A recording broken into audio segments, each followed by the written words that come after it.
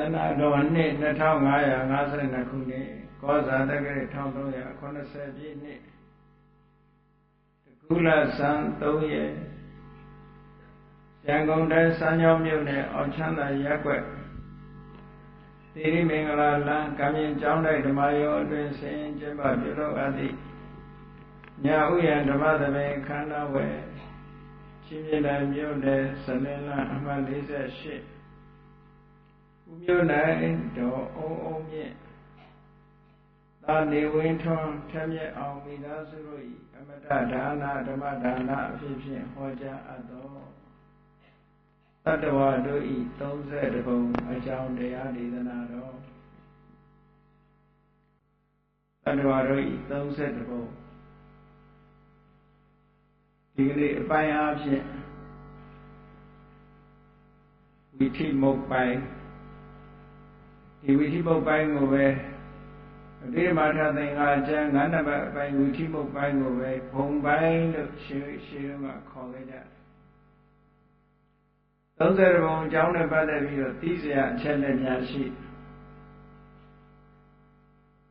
တတ္တဝါတို့ရဲ့30ပုံ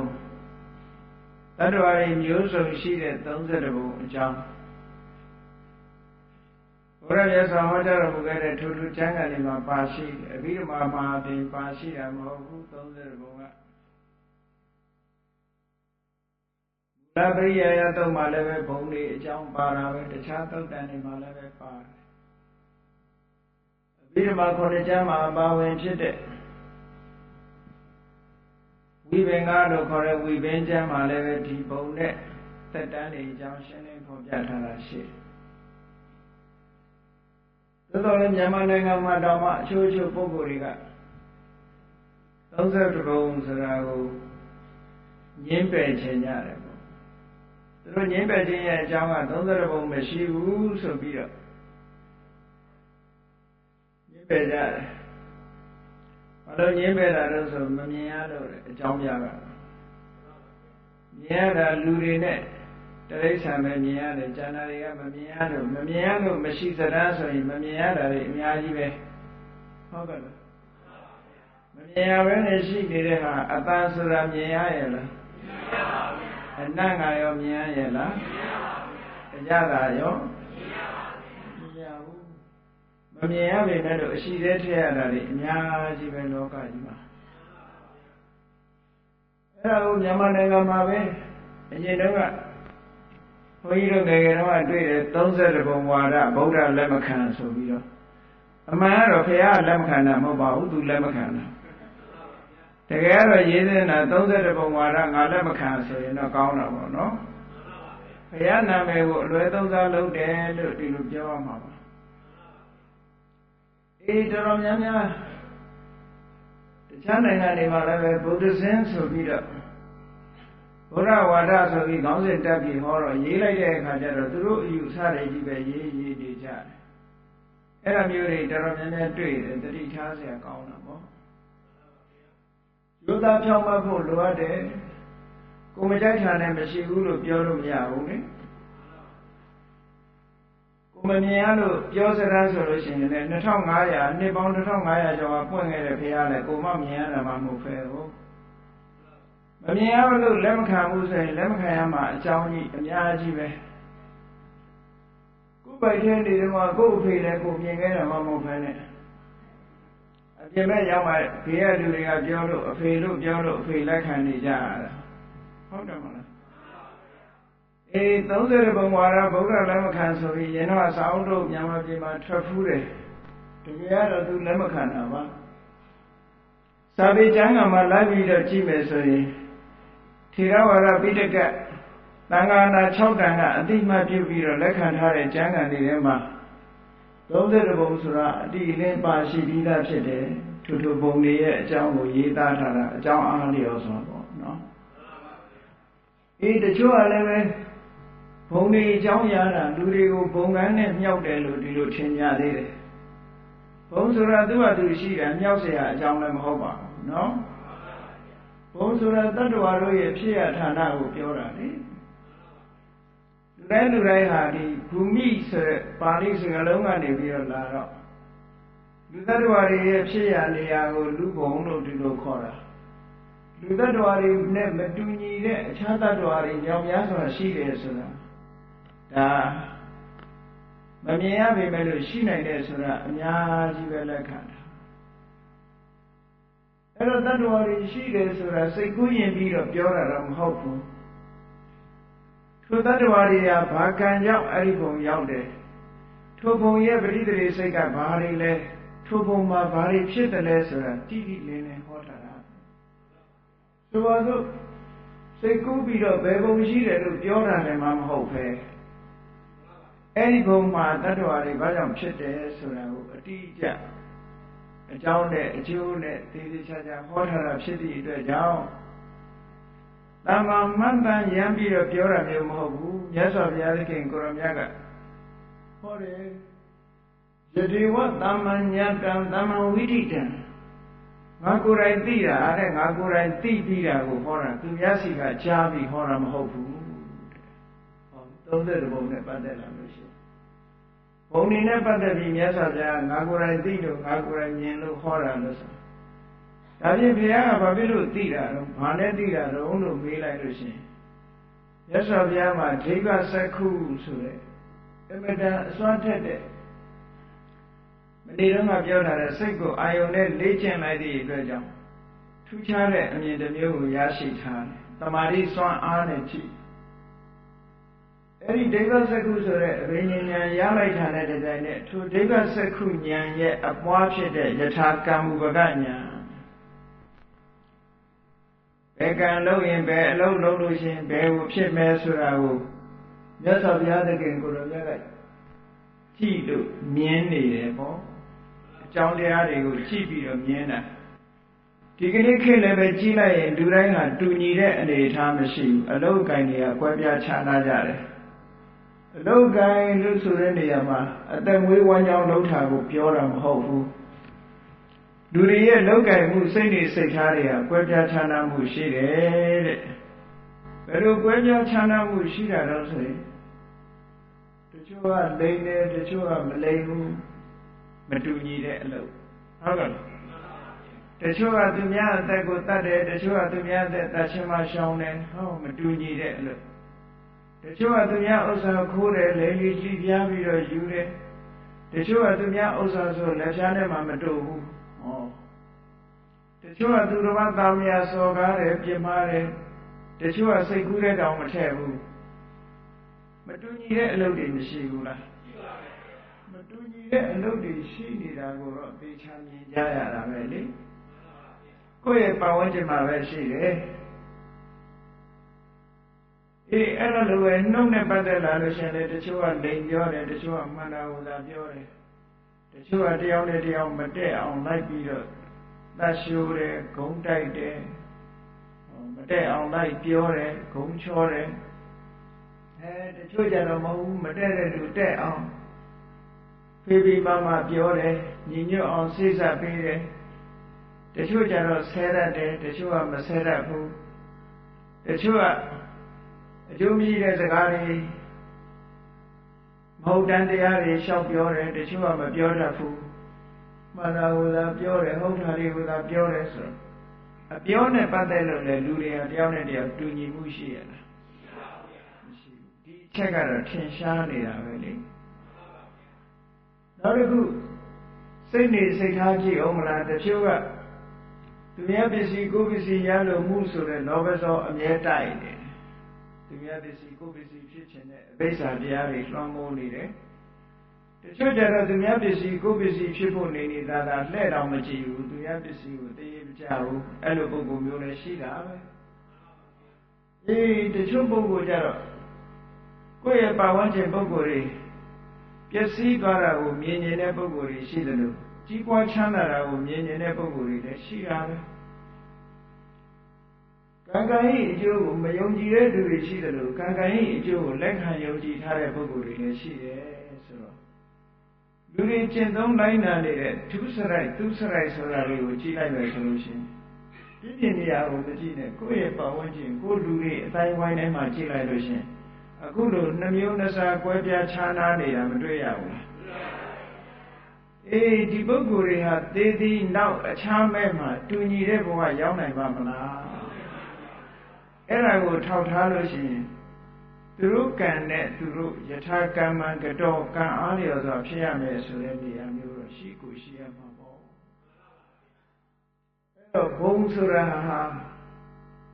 ကံတရားရဲ့အကျိုးပေးရဌာနတွေပဲကံတရားအကျိုးပေးတယ်လို့ကံတရားကမျိုးစုံတယ်လို့တတ္တဝါတွေကလည်းမျိုးစုံတယ်ထိုမျိုးစုံတဲ့တတ္တဝါတွေရဲ့တရားဌာနဆိုတဲ့ဘုံတွေကလည်းမျိုးစုံတယ်ဘုံနဲ့ဆိုတာမဖြစ်နိုင်ဘူးတဲ့ဘာဖြစ်လို့လဲဆိုမတူညီတဲ့လောက်ရတဲ့နဲ့ရှိနေတဲ့ပုဂ္ဂိုလ်တွေရဲ့ဘဝနေကုန်းရောက်ရဘဝ destination ဟာဘယ်နည်းနဲ့မှမတူနိုင်ဘူးမြေထားကြီးရန်ကုန်ကနေစီးသွားတယ်မန္တလေးသွားတယ်မြေထားလမ်းမှာဘူတာတွေဆိုက်ပြီးတော့သွားတယ်ဆိုတော့တချို့ကလမ်းဘူတာတွေဆင်းသွားတယ်မန္တလေးကြီးသွားတဲ့လူတွေမဟုတ်ဘူးအဲ့ဒါမျိုးလိုပဲကံမျိုးစုံလောက်ထားတော့လူတွေရဲ့ဘဝခရီးလမ်းတွေကလည်းပဲမျိုးကိုစုံနေအောင်ရှိတယ်အဲ့ဒီမျိုးစုံနေတာတွေကိုပဲဂတိ၅ပါးလို့အကျမ်းပြန်အားဖြင့်ပြောမယ်ဆိုလို့ရှိရင်ဂတိ၅မျိုး destination လို့ခေါ်တယ်ခရီးဆုံး၅မျိုးကမ္ဘာလောကကြီးကိုကြည့်မယ်ဆိုရင်လူတွေခရီးသွားနေကြတာဟာကိုယ်ဥတည်ချက်နဲ့ကိုယ်သွားနေကြတာဘယ်ပုဂ္ဂိုလ်ဘယ်သွားနေတယ်ဆိုတာဟာသူကင်ထားတဲ့လက်မှတ်ကိုကြည့်လို့ရှိရင်သိတယ်ပေါ့သူစီးထားတဲ့မြေထားပေါ်ကြည့်လိုက်ရင်လည်းသိတယ်သို့သောမြေထားနဲ့စီးသွားတဲ့လူရှိတယ်လို့ကားနဲ့စီးသွားတဲ့ပုဂ္ဂိုလ်တွေလည်းရှိတယ်တခြားနိလန်းနဲ့လေယာဉ်နဲ့သွားတဲ့ပုဂ္ဂိုလ်တွေလည်းရှိတယ်အဝင်ထွက်များတဲ့နိုင်ငံတကာလေဆိပ်ကြီးတွေမှာကြည့်မယ်ဆိုရင်မြန်မာပြည်အဒီနာစင်ကာပူတို့ထိုင်းတို့ကြည့်လိုက်မယ်ဆိုလို့ရှိရင်စင်ကာပူပါဆိုရင်10မိနစ်တစ်စင်းလောက်လေယာဉ်ကြီးတွေဆင်းနေတာအဲ့ဒီ10မိနစ်တစ်စင်းလောက်ဆင်းနေတဲ့ဆင်းလိုက်တက်လိုက်ဆင်းလိုက်တက်လိုက်လေယာဉ်ကြီးတွေလူတွေကသွားလာနေကြတာကြီးပဲကောသွားလာနေတဲ့လူတွေက destination အားလုံးကတူညီကြတာမဟုတ်ဘူးတဲ့သူတို့ကင်ဆောင်ထားတဲ့လက်မှတ်အတိုင်းသူတို့သွားနေကြတာလူဘုံလူဘဝရောက်လာတဲ့အခါမှာဆိုရင်လည်းကံဆိုတဲ့လက်မှတ်တွေဝယ်ထားပြီးတော့ထိုကံရှိရကံအကျိုးပေးရဘုံကိုဥတည်ပြီးတော့သွားနေကြတာလို့အဲ့ဒါလို့သွားနေတာကိုမြတ်စွာဘုရားကမဆပြီးတော့ဟောတာမဟုတ်ဘူးခုနကပြောတဲ့ဒိဗ္ဗစက္ခုထဲမှာပါတဲ့ယထာကမ္မုပကအဘိညာဉ်ဆိုတဲ့ဉာဏ်တော်ကြီးနဲ့တလောကကြီးကိုခြုံငုံပြီးတော့ကြည့်လိုက်တဲ့အခါမှာဒီလူအဖြစ်ဒုစရိုက်တွေလုံးနေတယ်ဒီလူရဲ့သွားရလမ်းကဘယ်မှာလဲဆိုတော့မြတ်စွာဘုရားကမြင်နေတယ်လမ်းကြောင်းကြီး90တဲ့နေရာဌာနတစ်ခုမှာလမ်းကြောင်းကြီး90ရှိတယ်အဲ့ဒီလမ်းကြောင်းကြီး90ထဲမှာတစ်ခုသောလမ်းဆုံးမှာမိကြီးထွင်းကြီးရှိတယ်မြတ်စွာဘုရားမြင်တယ်ဒီလူတယောက်ကတော့မိကြီးထွင်းထဲသွားတဲ့လမ်းပေါ်ရှောက်နေပြီလမ်းဆုံးရင်တော့သူမိကြီးတွင်းကြီးတဲ့ကြာပြီးတော့ဒုက္ခရောက်မှာပဲလို့ကြည့်တယ်ကြည့်တဲ့အတိုင်းပဲဒီလူကရှောက်ပြီးတော့သွားနေတာလမ်းလည်းဆုံးရောမိကြီးတွင်းကြီးတဲ့ကြာပြီးတော့ဒုက္ခရောက်တယ်အဲ့ဒါဘယ်လိုပုဂ္ဂိုလ်မျိုးလုံးဆိုတော့ငရဲဘုံရောက်သွားတဲ့ပုဂ္ဂိုလ်မကောင်းမှုဒုစရိုက်တွေလုံနေတဲ့ပုဂ္ဂိုလ်တယောက်ကိုရသော်ဘုရားကမြင်တယ်ဒီလူဟာမိကြီးတွင်းကြီးရှိရာကိုဥတည်သွားလာနေပြီလို့ဒီလိုမြင်တာ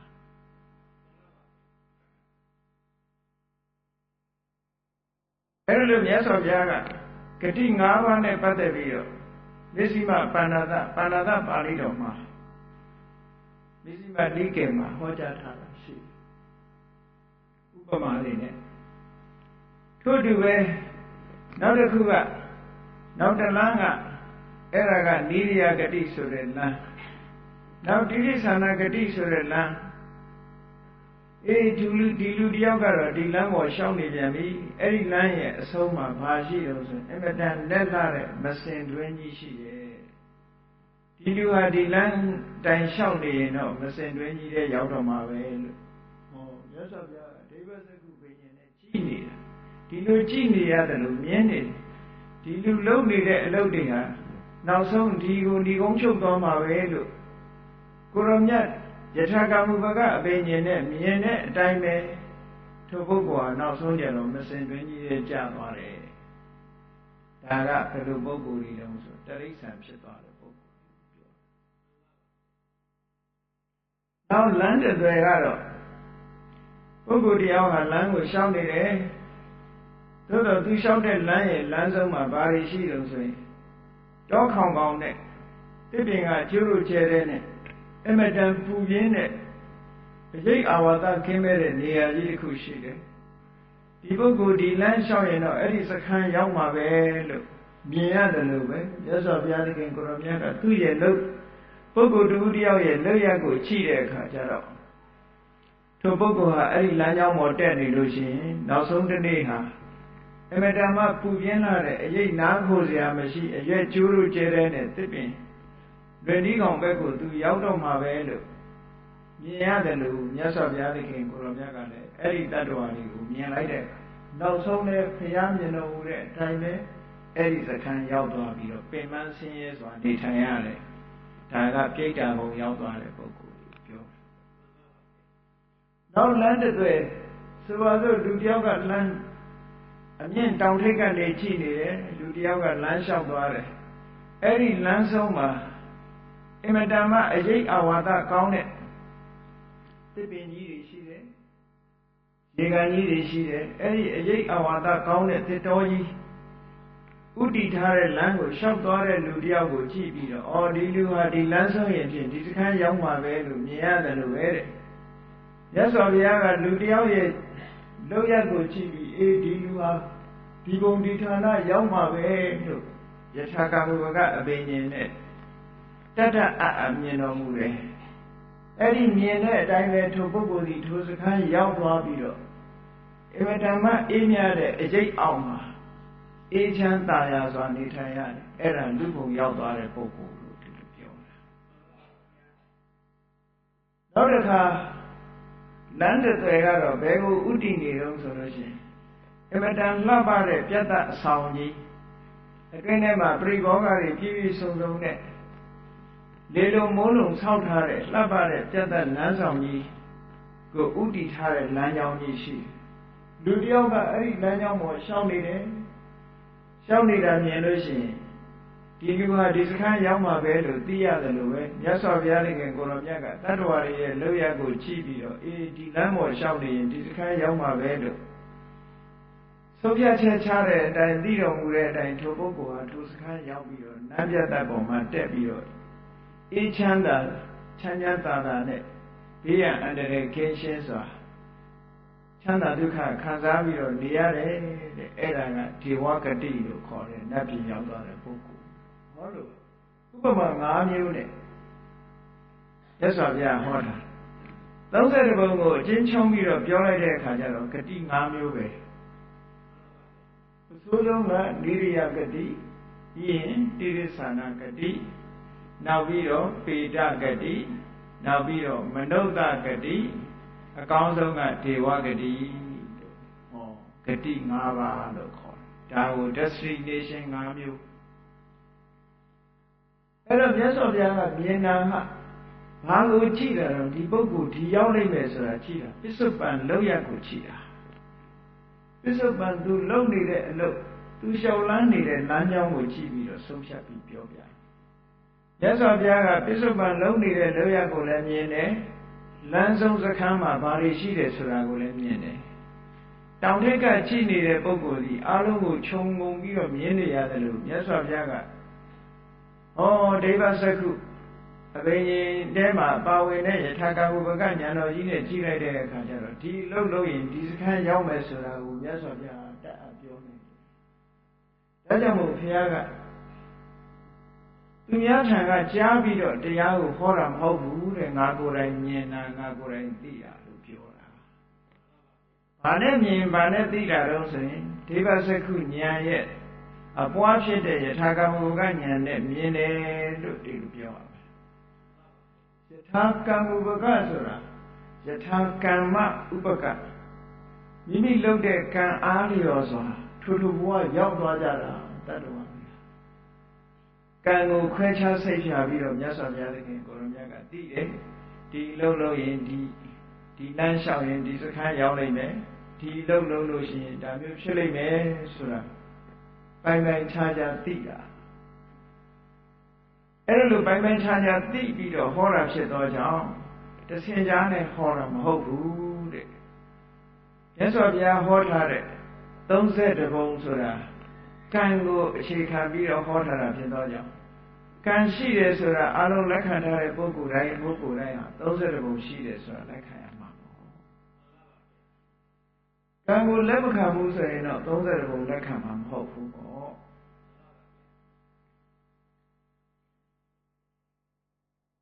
မြတ်စွာဘုရားသခင်ကိုရောမြတ်ကခံစင်းတဲ့ဝါဒကိုလက်ခံတာလည်းမဟုတ်ဘူးအကြောင်းမဲ့ဝါဒကိုလက်ခံတာလည်းမဟုတ်ဘူးတကယ်အဖြစ်မှန်ကို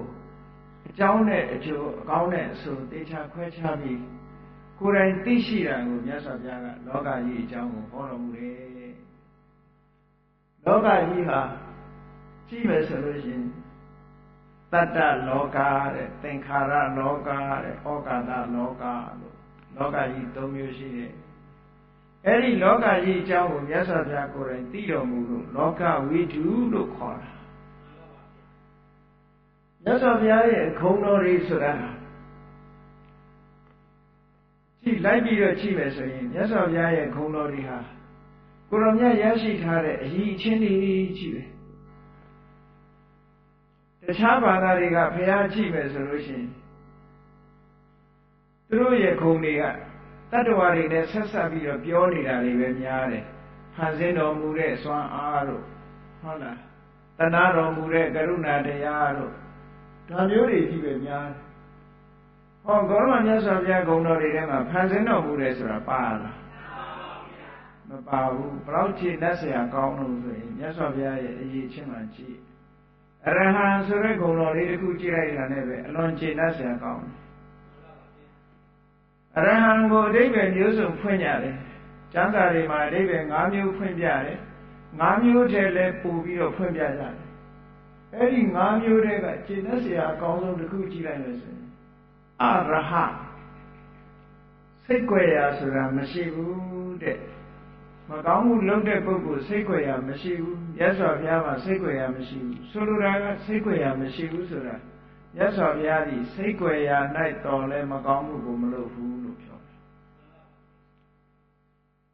ဒီကနေ့ခေတ်လူကြီးလူကောင်းလို့ပြောတဲ့ပုဂ္ဂိုလ်တွေကတဦးတယောက်တည်းဘယ်သူမှမမြင်ဘူးသူတယောက်တည်းနေရင်မကောင်းမှုလုပ်ကောင်းလုပ်မိလိုက်မြတ်စွာဘုရားမှာတော့အဲ့လိုစိတ်ကြွယ်ရာဆိုတာမရှိဘူးတဲ့လူတွေကတယောက်တည်းနေလို့ရှိရင်ဘယ်သူမှမြင်တာမဟုတ်ပဲဆိုပြီးတော့လုပ်လိရှိတတ်ကြတယ်လေလူရဲ့သဘာဝအတိုင်းကိုနေခြင်းတို့နေမယ်ကိုပြောခြင်းတို့ပြောမယ်ဆိုရင်ဒါကိုပဲခုံတင်ပြီးတော့လွတ်လပ်မှုလို့သတ်မှတ်ကြတယ်လူကြားတဲ့သူကြားတဲ့ကြတော့ဟန်ဆောင်ကြရတာလူသူမရှိဘူးဆိုလို့ရှိရင်ဒါလွတ်လပ်မှုလို့သတ်မှတ်ပြီးတော့လုပ်ချင်ရတော့မယ်ပေါ့မြတ်စွာဘုရားမှာမကောင်းတာလုပ်ဖို့လွတ်လပ်မှုဆိုတဲ့လွတ်လပ်တယ်ဆိုတဲ့နေရာရှိကိုမရှိဘူးဒါကြောင့်မြတ်စွာဘုရားကလည်းဟောတယ်နတ္ထိလောကေရဟောနာမပါပကမ္မပကရုပ္ပတောမကောင်းမှုလုပ်တဲ့ပုဂ္ဂိုလ်ဖို့တကယ်စင်စစ်ကတော့စိတ်ကြွယ်ရာဆိုတာမရှိပါဘူးတဲ့ကိုယ်ကစိတ်ကြွယ်ရာရှိတယ်လို့သာထင်နေတာဘာဖြစ်လို့စိတ်ကြွယ်ရာမရှိတော့ဆိုအတ္တတေပုရိသဇာနာကိုသိနေတာပဲစိတ်ကြွယ်တော့သူများမသိပေမဲ့ကိုသိတယ်ကိုသိနေတာကိုကပဲကိုစိတ်ကိုမလုံးစရာလေငါကောင်းတယ်ငါမကောင်းဘူးဘယ်သူအရင်သိကိုသိနေတာဘယ်လိုလုပ် secret လုပ်လို့ရကိုလိမ်လို့မှမရဟုတ်တယ် top secret လို့သာပြောတယ်နော်ကိုကသိနေပြီမသိတဲ့လူရှိမှမရှိပဲနဲ့သိတဲ့လူတွေရှိပဲနောက်ဆုံးပဲကိုနားမှာမမြင်ရတဲ့တ attva တွေကိုကမမြင်လို့မရှိဘူးထင်တာကိုပြီးပြင်းအိုင်းနေဘယ်လောက်ရှိနေမှမသိဘူးနဲ့ချောင်းကြည့်နေတဲ့မျက်လုံးကနော်ချောင်းမကြည့်ပေမဲ့လို့မြင်နေရတဲ့ပုဂ္ဂိုလ်တွေလောကမှာသူတစ်ပါးစိတ်သိတဲ့ပုဂ္ဂိုလ်တွေတို့ဝိလံတဲ့ဒေသကိုလှမ်းပြီးတော့မြင်နိုင်တဲ့ဒိဗ္ဗစက္ခုရှိတဲ့ပုဂ္ဂိုလ်တွေတို့နတ်တွေတို့ဆိုတာမြင်နေရတယ်ကိုကမမြင်ပေမဲ့သူကမြင်ကိုကတော့စိတ်ကြွယ်ရာထင်ပြီးတော့လို့ တကယ်ကတော့စိတ်ကိုရဆိုတာမရှိဘူးမြတ်စွာဘုရားရဲ့အည်သွေးရမကောင်းတာဆိုတာစိတ်ကိုရမှတောင်မလုပ်ဘူးဆိုရင်ကန်းကုန်နေပြီပေါ့ဒါကြောင့်မို့လို့ကျင့်တတ်เสียကောင်းသမ္မာသမ္ဗုဒ္ဓောကြည့်လိုက်အောင်မလားအလွန်ကျင့်တတ်เสียကောင်းတယ်သမ္မာဆိုတာမှန်တဲ့အတိုင်းတန်ကိုယ်တိုင်ဗုဒ္ဓသိတယ်မှန်ကန်တဲ့အတိုင်းကိုယ်တိုင်သိတာသူများကသင်ပေးလို့သူများစီကတဆင့်သိရတာမျိုးမဟုတ်ဘူးကိုယ်တိုင်သိတာကိုယ်တိုင်သိတာနဲ့သူများစီကတဆင့်ပြောတာနဲ့ဘယ်တူမလဲသူများစီကတဆင့်ကြားတာပြောလို့ရှိရင်တော့လွဲချင်လွဲမှာပေါ့ဟိုလူကမှားနေရင်ကိုယ်လည်းမှားမှာပေါ့ကိုယ်တိုင်သိတာကြတော့မှားမှမရှိတော့တာဟုတ်ဒါကြောင့်လို့မြတ်စွာဘုရားကအမြဲတမ်းကျေနပ်เสียအားကိုးเสียကောင်းတယ်သမ္မာသမ္ဗုဒ္ဓောဝိဇ္ဇာစရဏသမ္မာနောကြည့်လိုက်အောင်မလားဝိဇ္ဇာဆိုတာပညာဘက်ကပြည့်စုံနေပြီပညာတော့တော်ပါရဲ့အကျင့်ကမကောင်းဘူးလို့ပြောရမယ့်ပုဂ္ဂိုလ်မျိုးလည်းမဟုတ်ဘူးစရဏဆိုတဲ့အကျင့်တရားနဲ့လည်းပြည့်စုံတယ်ဆိုအတိညာဘက်ကလည်းပြည့်စုံတယ်အကျင့်ဆိုတဲ့စရဏတရားဘက်ကလည်းပြည့်စုံတယ်ဆိုအကျင့်လည်းကောင်းတယ်အတိညာလည်းထက်မြက်တယ်ဆိုတော့ဟောလမ်းညွှန်ပေးဖို့ရတဲ့လုံလောက်တဲ့အနေအထားမျိုးရှိတယ်တခြားဘုရားတွေမှာဒီလိုဂုဏ်မျိုးတွေမရှိသူတို့စာအုပ်တွေဖတ်ကြည့်ဒီဂုဏ်မျိုးမတွေ့ရဖန်ဆင်းတော်မူတဲ့အရှင်သခင်ပဲဒါပဲတခါတလေဖန်ဆင်းတော်မူတဲ့အရှင်သခင်ကစိတ်ဆိုးတော်မူသေးတယ်စိတ်ဆိုးတော်မူပြီးတော့ဓာခတ်တော်မူလိုက်သေးတာပေါ့သူခိုင်းထားတဲ့မလုပ်ရကောင်းလားဆိုပြီးတော့စိတ်ဆိုးပြီးတော့ဓာခတ်တော်မူသေးတယ်ကဲဘောရမမြတ်စွာဘုရားကဒါမျိုးမှမဟုတ်ပဲပေါ့တချို့ကတူတယ်ထင်တာဘုရားဆိုတာတဆူလေးပဲရှိတယ်နဲ့ရောင်ရောင်ဝါးဝါးလုပ်ပြီးတော့ပြောရကြတယ်ဘုရားဆိုတာတဆူလေးပဲအဲ့ဒီတဆူဆိုတာဘယ်လိုလဲဆိုတော့သူတို့ယုံကြည်တယ်ဘုရားတကယ်တော့ဘောရမမြတ်စွာဘုရားဟောဒီသွေးတွေကြောင့်ဘုရားဖြစ်တာတဲ့ဒါဘုရားရဲ့အည်သွေးလို့ခေါ်တယ်ကဲဘုရားဆိုရင်ပြောတဲ့ဒီအည်သွေးတွေရှိရလားလို့မေးရမှာဒီရည်သွေးတွေမှာမရှိဘူးဥပမာပဲအကျင့်လည်းမကောင်းဘူးအသိဉာဏ်လည်းမပြည့်စုံဘူးဆိုတဲ့ပုဂ္ဂိုလ်တယောက်ရဲ့လမ်းညွှန်မှုဟာဘယ်လိုလုပ်မှန်နိုင်မှာတော့တဲ့သူဟောပြောတဲ့စကားလည်းဘယ်လိုလုပ်စိတ်ချရမှာတော့လို့သူကတော့ကိုယ်တိုင်ကျင့်ပြီးတော့ပေါက်ရောက်သွားတဲ့ပုဂ္ဂိုလ်ဖြစ်တယ်ကိုယ်တိုင်မကျင့်မဲနဲ့ဟောနေတာမဟုတ်ဘူးသူကတဆိုတာအောင်မြင်ပေါက်ရောက်ပြီးသားပုဂ္ဂိုလ်တရားဖြင့်အကျိုးရှိတဲ့စကားမှန်တဲ့စကားသူကြိုက်ချင်နေပါစေမကြိုက်ချင်နေပါစေအကျိုးရှိပြီးတော့မှန်ကန်တဲ့စကားဆိုလို့ရှိရင်အခါအားလျော်စွာပြောကြားလေးရှိတယ်ဆိုရယ်အကြီးကျယ်ပြောရေးဆိုတာနဲ့ပတ်သက်ပြီးတော့ရှင်းမွမ်းတယ်တနည်းအားဖြင့်လည်းသူကတဆိုတာတုံတရံနိဗ္ဗာန်ကိစ္စတိကိုယ်ကိုယ်တိုင်အောင်မြင်ပေါက်ရောက်ပြီးတဲ့ပုဂ္ဂိုလ်ကိုယ်ကိုယ်တိုင်ရောက်တဲ့နေရာကိုလမ်းညွှန်မှုပြုတယ်ဆိုတာကိုယ်ကိုယ်တိုင်မှမသွားဘဲနဲ့သူများကိုပို့ပေးတယ်ဆိုတာဟုတ်မှာမဟုတ်ပဲနော်ဒီတရားကိုယ်ကိုယ်တိုင်သွားပြီးတော့ကိုယ်ကိုယ်တိုင်ရောက်တဲ့နေရာကိုပို့ပေးတာလမ်းညွှန်ပေးတာဒါကြောင့်မို့သူကတအောင်မြင်ပေါက်ရောက်ပြီးတဲ့ပုဂ္ဂိုလ်လို့ဒီလိုအိဗယ်တစ်မျိုးလေးဖွင့်ဆိုတာရှိတယ်နော်နောက်တစ်ခုကလောကဝိတုတဲ့ခြေနှက်เสียကောင်းတာခေါင်းကပြောတဲ့တတ္တလောကသင်္ခါရလောကဩဃတလောကလောကကြီးရဲ့အကြောင်းကိုကုံစင်အောင်သိထားတယ်ကုံစင်အောင်သိထားတဲ့ပုဂ္ဂိုလ်ဖြစ်သည့်အတွက်ကြောင့်လောကအကြောင်းဆိုတဲ့ထက်မှာလူတွေအကြောင်းကောင်းကောင်းသိတတ္တဝါတွေအကြောင်းကောင်းကောင်းသိတတ္တလောကဆိုတတ္တဝါတွေအကြောင်းကောင်းကောင်းသိဘယ်စိတ်တွေမွေးရင်ဘယ်လိုအကျိုးတွေပေးမယ်ဘယ်ပုံရောက်မယ်ထိုတတ္တဝါတွေရောက်မဲ့ပုံတွေရဲ့အခြေအနေတွေကိုလည်းအကုန်သိနိုင်တယ်ဩဃတလောကသင်္ခါရလောကသင်္ခါရလောကဆိုတာအကြောင်းတရားတွေကစုပြီးတော့ဖန်တီးထားတဲ့သင်္ခါရလောကကြီးရဲ့မမြဲတဲ့သဘောတွေကိုလည်းပြည့်ပြည့်စုံစုံသိတယ်ဆိုဟောမြတ်စွာဘုရားမကြံမကျွင်းအောင်အကုန်လုံးသိတာရှင်းနှက်တော့เสียကောင်းတာသိเสียရရှိသမျှကိုဉာဏ်တော်ကြီးကအကုန်သိတယ်အဲ့ဒါကိုစာပေမှာဘယ်လိုပြောတော့ဆိုယာဝတ္တကံညေယံတာဝတ္တကံညာဏံတဲ့သိเสียရှိသလောက်ဉာဏ်ကြီးကလည်းကျဲတယ်သိเสียတွေအတိုင်းတာကသိเสียအတိုင်းတာတိုင်းဉာဏ်ရဲ့အတိုင်းတာတူညီတယ်လို့ပြောတာနော်စ ဆိုပါစို့သိเสียတွေကတမိုင်ပတ်လည်းရှိတယ်ဆိုရင်ဉာဏ်ကြီးကလည်းတမိုင်ပတ်လည်းရှိတယ်ပေါ့ဒါပြောတယ်ဉာဏ်နဲ့သိเสียနဲ့မကျွမ်းမချင်သိเสียတွေကတမိုင်ပတ်လည်းရှိတယ်နော်ဉာဏ်လေးကတော့တထွာပတ်လည်းလေးလောက်ဆိုဘယ်ရမလို့ပေါ့ဘယ်ကုန်မလဲအများကြီးကျန်နေမယ်ဟောမြတ်စွာဘုရားကျတော့အဲ့လိုမဟုတ်ဘူးယာဝတ္တကံညေးရန်သိเสียတွေရှိတော့တာဝတ္တကံဉာဏ်တော်ကြီးကလည်းအကုန်လိုက်သိတယ်ဆိုတော့ဘာမှမကြံဘူးလို့ပြောဘာမှမကြံဘူးအဲ့လိုမကြံအောင်သိတာလောကဝိတုမြန်မာပြည်မှာတစ်ချိန်တုန်းကမြတ်စွာဘုရားနဲ့ပတ်သက်ပြီးတော့သောရကတက်တယ်ဘုရားရဲ့ဉာဏ်နဲ့ပတ်သက်ပြီးသဗ္ဗညုတဉာဏ်ဆိုတာရှိသလားဆိုပြီးဒီလိုပုဂ္ဂိုလ်မျိုးတွေကလည်းထွက်လာသေးတယ်နော်သဗ္ဗညုတဉာဏ်ဆိုတာမြတ်စွာဘုရားရဲ့သဗ္ဗညုတဉာဏ်ဟာရှိသလားတချို့လည်းရောရောင်ပြီးတော့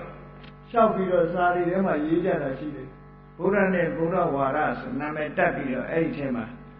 ကိုယ်ဝါဒတွေရေးတာတွေရှိသေးတယ်အမေဓမ္မတတိထားစရာကောင်းတယ်ပေါ့အဲ့ဒီထဲမှာဘယ်လိုရေးထားတယ်ဆိုရင်မြတ်စွာဘုရားကသူ့ကိုသဗ္ဗညုတဉာဏ်ရှိတယ်လို့ဝန်မခံဘူးတဲ့ဆိုပြီးတော့သူက recall လုပ်တယ်ညွှန်းတဲ့တုတ်တွေဘာတုတ်တွေတော့အဲ့ဒီညွှန်းတဲ့တုတ်တွေထဲမှာဘယ်လိုအဓိပ္ပာယ်ရှိတော့တေချာစာကိုဖတ်ပုံမရဘူးအဲ့ဒီထဲမှာတတတံသမိတံညာဏထတနာဇာဂရတောပိသုဒ္ဓတောပိစရတောပိဒိဋ္ဌတောပိအဲ့ဒီစကလုံးလေးတွေပါတယ်တခြားဘုရားနဲ့ခစ်ပြိုင်အယူဝါဒရှိတဲ့မဂ္ဂလိခောသာလစတဲ့ပုဂ္ဂိုလ်တွေကသူတို့မှလည်းသဗ္ဗညုတဉာဏ်ရှိတယ်လို့ဝန်ခံကြတယ်သူတို့ဝန်ခံတဲ့သဗ္ဗညုတဉာဏ်ကဘယ်လိုအမျိုးအစားလုံးလို့ဆိုလို့ရှိရင်အိမ်နေတုံးဖြစ်စေတဲ့ရနေတုံးဖြစ်စေသွားနေတုံးဖြစ်စေဘယ်ချိန်မှမဆိုသူ့ဉာဏ်ကြီးကရှိနေတယ်လို့ဝန်ခံတာဒါအဓိပ္ပာယ်မှမရှိပဲအိပ်ပျော်နေတာဘယ်လိုလုပ်ဉာဏ်ရှိမလို့အဲ့ဒီစကလုံးပါတာကိုသတိမထားဘူးမြတ်စွာဘုရားကအဲ့ဒီဉာဏ်မျိုးရှိသလားလို့မေးတဲ့အခါကျတော့မရှိဘူးလို့ဖြေတာပေါ့ဘယ်ရှိမလို့အိတ်နေတော့ဆိုတာနော် omnipresent ဆိုတာထာဝရအမြဲတမ်းရှိနေတယ်ဆိုတော့ဘယ်ဟုတ်မလဲဒါလည်းယုတ်တိလည်းမရှိဘူးထာဝရအမြဲရှိနေတယ်ဆိုအဲ့ဒီလိုဉာဏ်မျိုးတော့မြတ်စွာဘုရားမှာမရှိဘူးကျိတ်ဆက်တော်မူနေတဲ့အချိန်ဘယ်ဉာဏ်ရှိမလဲကျိတ်ဆက်နေရင်တော့ဘဝင်စိတ်ပဲဖြစ်မှာပေါ့အိပ်ပျော်နေတာဟုတ်အဲ့တော့အချိန်မရွေးဉာဏ်ကြီးဟာမြည်ကြီးထွန်းထားရင်လင်းနေတယ်လို့အချိန်မရွေးလင်းနေတယ်လို့ဒီလိုဝန်ခံတာဟာတော့အကြီးစရာကြီးပေါ့မြတ်စွာဘုရားကိုယ်တိုင်ကလည်းဝေဖန်ထားတယ်တချို့ဘုရားတွေကတဲ့သူတို့မှဒီလိုအိတ်နေတုံးရောနိုးနေတုံးရောသွားနေတုံးရောထိုင်းနေတုံးရောအမြဲတမ်းဉာဏ်တော်ကြီးကလင်းနေတယ်လို့ပြောတယ်တဲ့ဒါပေမဲ့လို့လမ်းမလို့လမ်းမသိလို့လမ်းမေးရတာရှိတယ်တဲ့နာမည်မသိလို့မေးရတာရှိတယ်တဲ့မဟုတ်တဲ့လမ်းရောက်သွားလို့ဒုက္ခရောက်သွားတာတွေရှိတယ်တဲ့ကဲဘယ်လိုလုပ်အမြဲတမ်းဉာဏ်ကြီးရှိနေရင်လမ်းမပါမလားမနိုင်ဘူးလမ်းမေးเสียရောလူသေးလားမလိုဘူးမြတ်စွာဘုရားမှာရှိတဲ့သဗ္ဗညုတဉာဏ်မျိုးဆိုတာဘယ်လိုဟာတော့ဆိုရင်သိချင်လို့ချိလိုက်လို့ရှိရင်အချင်းချံမရှိအောင်သိတယ်ညာ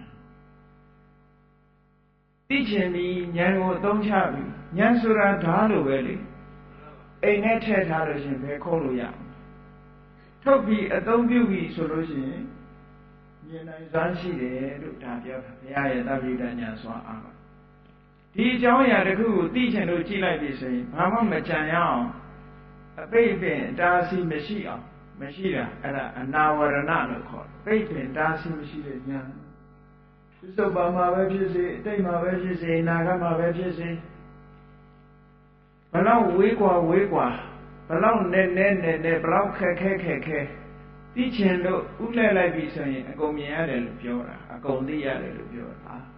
မသိချင်ဘူးဆိုလို့ရှိရင်တော့ဒီဉာဏ်ကပဲအလုပ်လုပ်မယ်ဒါသဘာဝမဟုတ်ဘူးမသိချင်ပဲနဲ့သူ့ဟာသူ့လိုလာသိနေဘယ်လိုလုပ်အိတ်တို့ရမလဲနော်အဲ့တော့ omnipresent ဆိုတာမဖြစ်နိုင်ဘူးပေါ့အဲ့တော့မြတ်စွာဘုရားရဲ့သဗ္ဗညုတဉာဏ်ကခုနကလိုအိတ်နေတုံး အမြဲတမ်းရှိနေတဲ့သဗ္ဗညုတဉာဏ်မျိုးတော့ဘုရားလက်မခံဘူးအဲ့ဒီလက်မခံတာကိုပဲရောပြီးဘုရားမှာသဗ္ဗညုတဉာဏ်မြတ်စွာဘုရားလက်မခံမှုကိုရောရောင်ရေးတာမျိုးတွေရှိတယ်ဗမာပြည်မှာစာအုပ်တွေပြီးတော့အဲ့ဒီလိုစာအုပ်ထဲမှာပဲနိုင်ငံသားကရေးတာတွေကိုဟုတ်ထင်ပြီးတော့အင်္ဂလိပ်လိုရေးလိုက်လို့ရှိရင်တချို့မြန်မာပြည်ကအင်္ဂလိပ်စာတတ်ပုဂ္ဂိုလ်တွေကလည်းအင်္ဂလိပ်လိုရေးလိုက်လို့ရှိရင်အဟုတ်ထင်တယ်အဲ့ဒါလည်းပဲတတိထားစရာလေးတစ်ခုပါအခုလိုပြောရတာဟာသူများကိုပြစ်တင်ကဲ့ရဲ့ရှုတ်ချလို့ရေးပြောတာမဟုတ်ဘူးတတိထားဖို့ပြောတာအဲ့မြန်မာလိုရေးထားတဲ့နိုင်ငံခြားအင်္ဂလိပ်လိုရေးထားတဲ့စာအုပ်တွေကို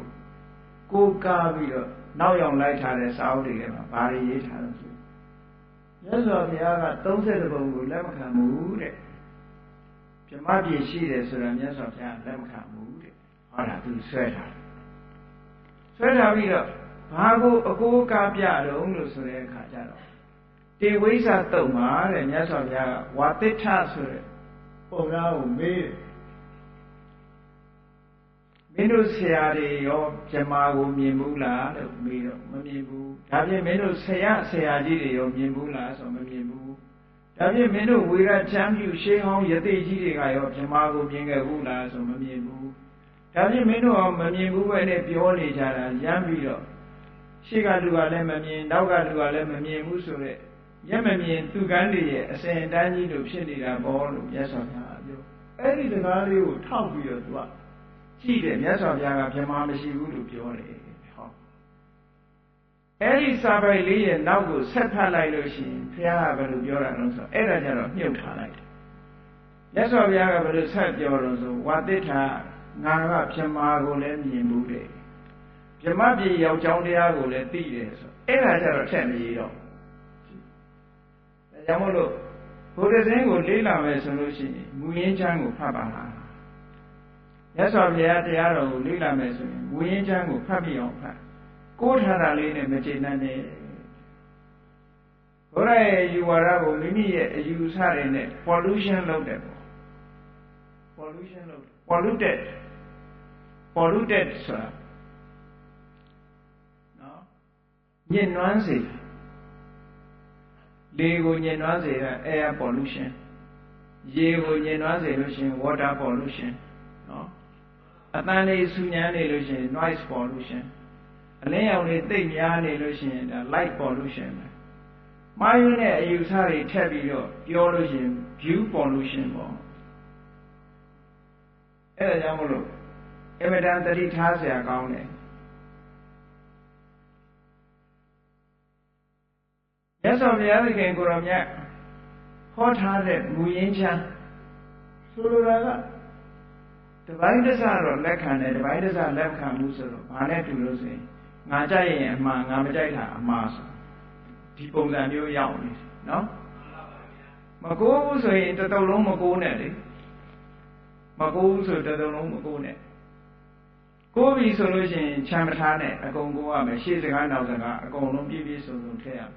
ကိုလိုချင်တဲ့အပိုက်ကလေးကိုဖြတ်ယူပြီးတော့ကိုလိုချင်တဲ့ဒီကုံ conclusion ဆွဲတာကတော့အမေဓမ္မဆိုးပါတယ်ဒါမျိုးတွေရှိတယ်ဆိုတော့ဘုန်းကြီးတို့ငယ်ရွယ်စဉ်ကလည်းအဲ့ဒီစာအုပ်ကိုဖတ်ဖူးတယ်အဲ့ဒီဖတ်ပြီးတော့စိတ်ဝင်စားလို့ဖတ်ထားပြီးတော့အဲ့ဒီစာအုပ်ရဲ့ရှေ့ပိုင်းစာရွက်အလွတ်မှာရေးထားတယ်ဤစာအုပ်သည်ဗုဒ္ဓနှင့်ဗုဒ္ဓဝါဒဟုနာမည်တတ်ထားတော်လေသူ့ဝါဒတွေကိုသာတင်ပြထားသည်ဖြစ်၍ဖတ်တဲ့လူတိုင်းသတိထား၍ဖတ်ကြပါလို့တကယ်တော့ဘုရားဝါဒအစ်စ်မှာဟုတ်မှာမဟုတ်ပဲနော်သူကိုးတဲ့တုတ်တွေကြည့်ဟုတ်မှာမဟုတ်တာတချို့ကကြတော့ဘာလို့ဆိုရင် interpretation problem ဘာသာပြန်မှုတွေမမှန်ဘူးတုတ်တန်တစ်ခုဆိုလို့ရှိရင်စမ်းပြီးလို့ပြောရမယ်ဆိုရင်အဋ္ဌိအတ္တာနတ္ထိအတ္တာဆိုတဲ့မေးခွန်းနဲ့ပတ်သက်ပြီးတော့ဘာသာပြန်ထားတာတလွဲဘာသာပြန်ပြီးတော့မြတ်စွာဘုရားဟာ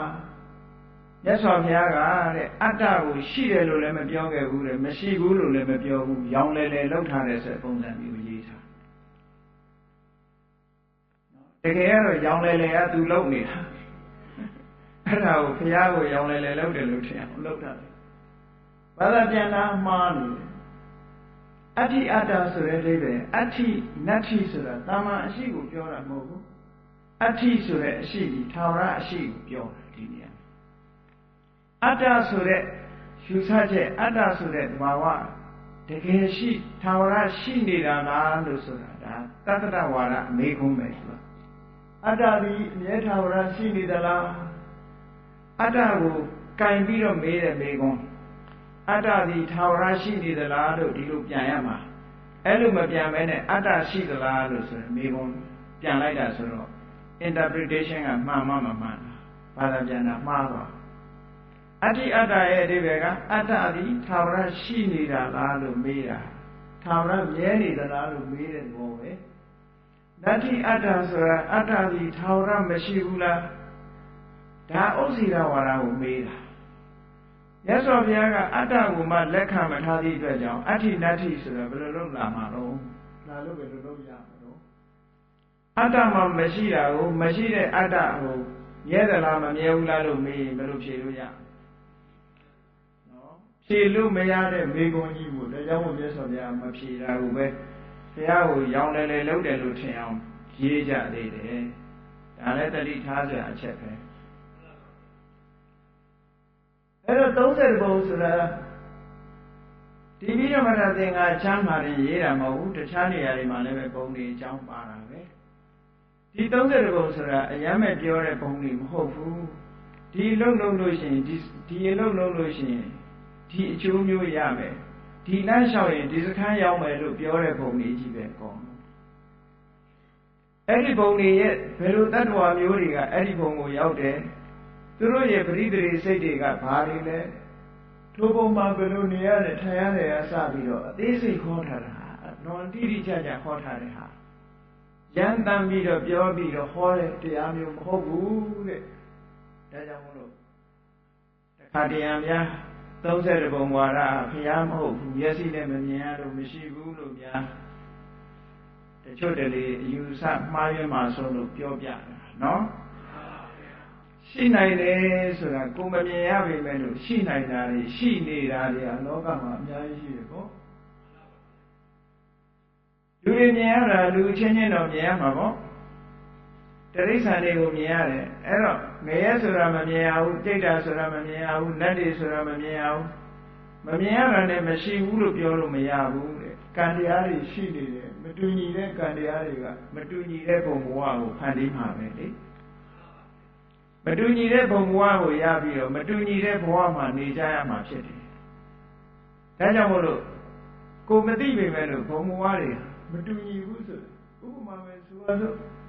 သမထကျင့်စဉ်တစ်ခုကျင့်တဲ့ပုဂ္ဂိုလ်တရားမှာသမထကျင့်စဉ်ကိုမကျင့်တဲ့ပုဂ္ဂိုလ်နဲ့တူတူဖြစ်ရမယ်ဆိုရင်ယုတ်တိရှိပါမလားသမထကျင့်စဉ်တစ်ခုကိုကျင့်လို့ဇံရသွားတယ်မနေ့ကပြောခဲ့တဲ့ပထမဇံရတယ်ဒုတိယဇံရတယ်တတိယဇံရတယ်သုတ္ထဇံရတယ်ပဉ္စမဇံရတယ်ဟောအမြဲတမ်းထူးခြားတဲ့ကျင့်စဉ်တွေရောက်သွားပြီးတော့နိဗ္ဗာန်မရသေးပဲနဲ့ဇံရရတယ်ဆိုဒီပုဂ္ဂိုလ်တွေကလူပဲဖြစ်ရမယ်ဆိုလို့ရှိရင်ဘာထူးမှာတော့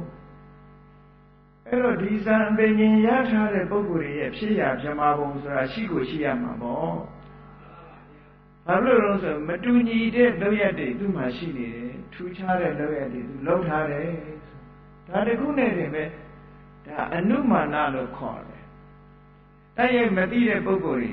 တိုက်ရိုက်မြင်နိုင်တဲ့ဒီလန်းကတော့ဒိဗ္ဗစကုရအောင်ကျင့်ပြီးတော့ဒိဗ္ဗစကုရလို့ကြည့်ရင်တော့တေချာပေါင်းမြင်ရပြီပေါ့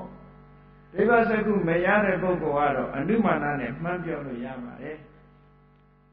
အနုမာနဆိုတာအကျိုးကိုမြင်လို့ရှိရင်အကြောင်းကိုဖော်ထုတ်နိုင်တယ်အကြောင်းကိုမြင်လို့ရှိရင်လည်းအကျိုးကိုဖော်ထုတ်လို့ရတယ်ဒါကိုအနုမာန inference လို့ခေါ်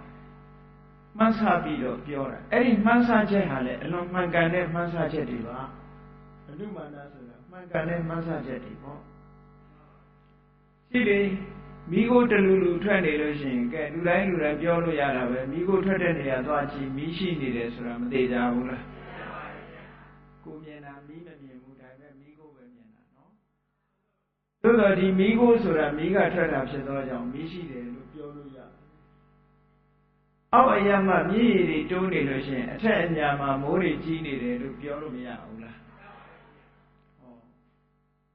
ပြောတဲ့တိုင်ရောမမှန်ဘူးလားဒါအကျိုးတရားကိုကြည့်ပြီးတော့အကြောင်းတရားကိုဖော်ထုတ်တဲ့နည်းတဲ့အဲ့ဒါအနုမာနနည်းလို့ခေါ်တယ်အကြောင်းတရားကိုကြည့်ပြီးတော့လည်းအကျိုးတရားကိုထိုလိုပြောနိုင်တာပဲအေးဒီလူကမကောင်းတဲ့လမ်းလျှောက်နေတယ်မဟုတ်တာတွေလုပ်နေတယ်ဒုက္ခရောက်နေတယ်ဟောရောက်တာပဲနောက်ကြအကြောင်းကိုကြည့်ပြီးတော့အကျိုးကိုဆုံးဖြတ်တဲ့နည်းစာကျိုးစားနေတဲ့ကလေးတယောက်ကျောင်းမှန်တက်တယ်ဒီကလေးကတော့ထူးထူးချွန်ချွန်ဖြစ်မှာပဲဆိုတကယ်လည်းထူးချွန်လားသာမကျက်ဘူးမကောင်းတဲ့အပေါင်းအသင်းနေတဲ့ပေါင်းတယ်ဒီကလေးတော့ပျက်စီးတော့မှာပဲလို့ပြောရင်ဟောပျက်စီးသွားတာပဲဘာဖြစ်လို့လဲဆိုသူလုပ်နေတဲ့လုပ်ရဟာတွေကအကြောင်းတရားတွေပဲလေအဲ့ဒီအကြောင်းတရားတွေရဲ့အကျိုးတရားဟာညှော်မှန်းလို့ရတာပေါ့မြတ်စွာဘုရားကျတော့အဲ့လိုအနုမာနတောင်မဟုတ်ဘူး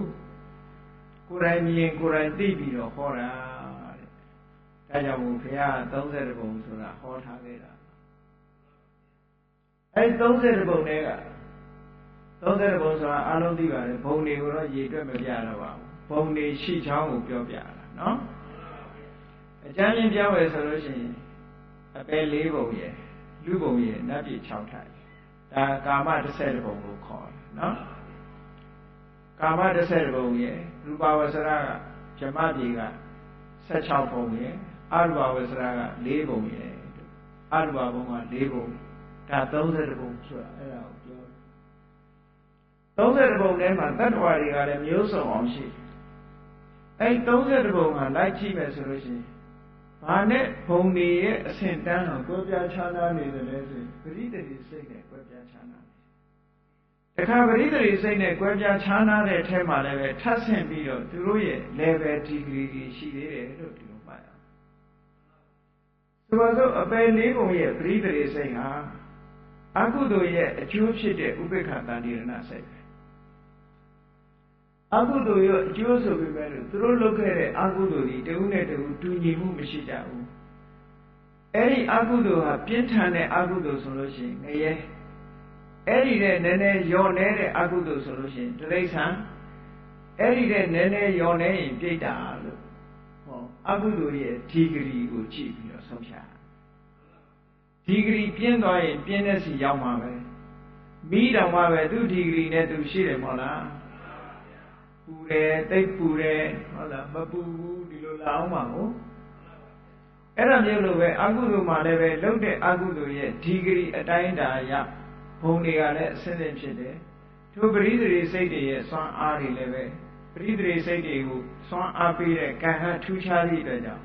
ထိုပရိသေရိစိတ်နဲ့အစပြုရတဲ့တ attva တွေရဲ့အနေအထားလည်းပဲထူးခြားမှုတွေတော့ရှိတာပေါ့ဒါ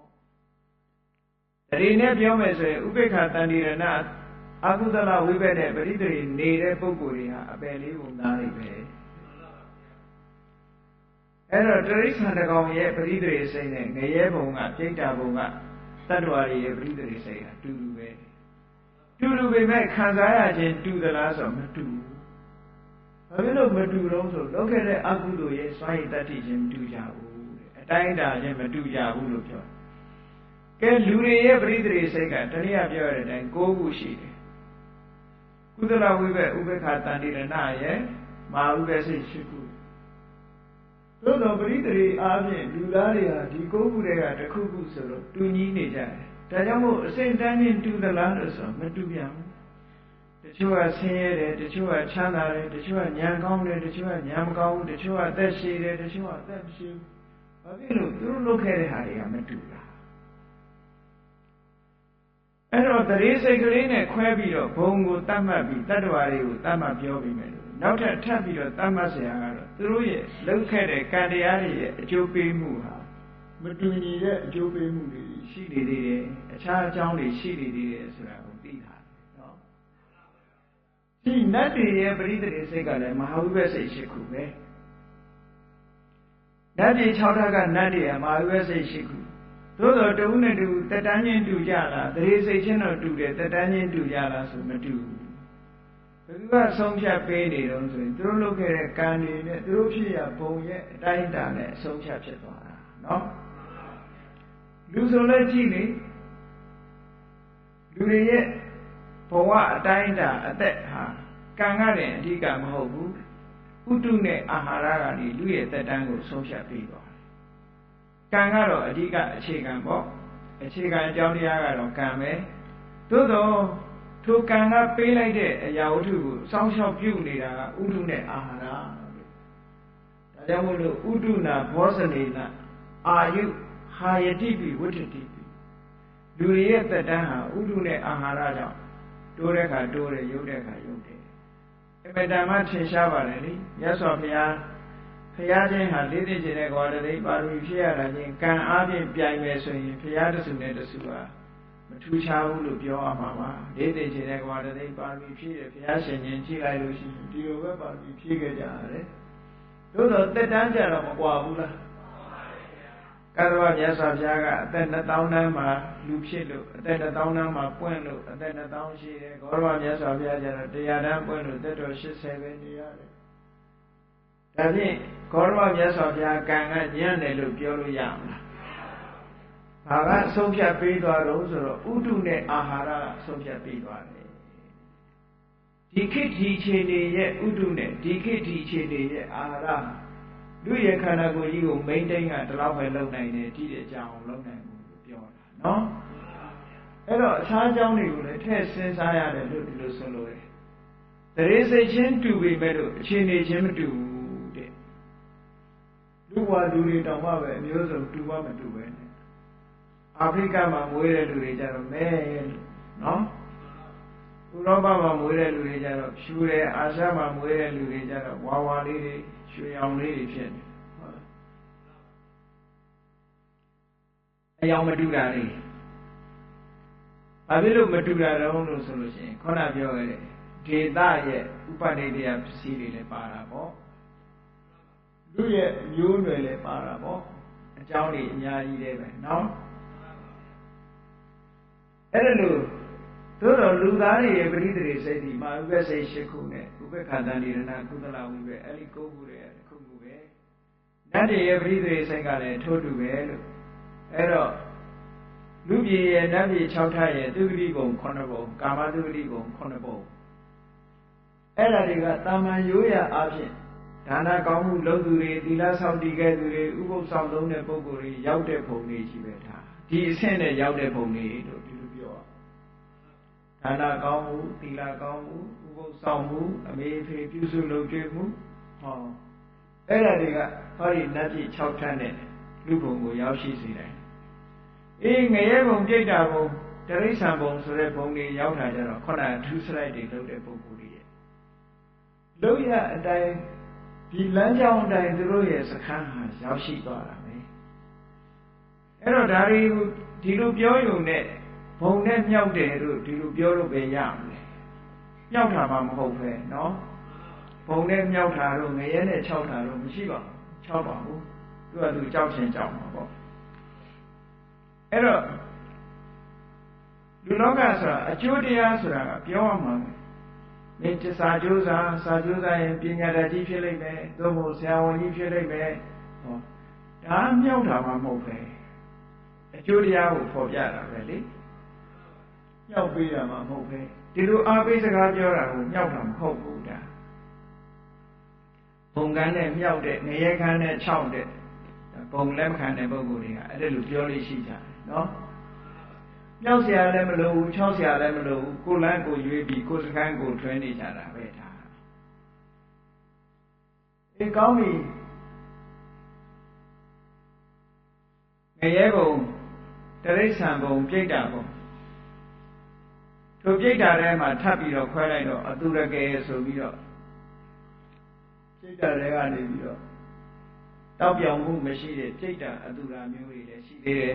ဆက်ရည်နေရတဲ့ပြိတ္တာမျိုးတွေရှိသေးတယ်ပြိတ္တာတွေကလည်းအမျိုးအစားအများကြီးပဲပေါ့နောက်ပြီးတော့လူပြည်နတ်ပြည်တက်တန်းတွေကလည်းတစ်ခုနဲ့တစ်ခုမတူဘူးအဲ့ဒီတက်တန်းမတူတာတွေကိုလည်းပဲမြတ်စွာဘုရားခင်ကိုရောမြတ်ကထို့သုတ်တန်တွေမှာထည့်ပြီးတော့ဟောထားတာရှိတယ်ဆိုပါစို့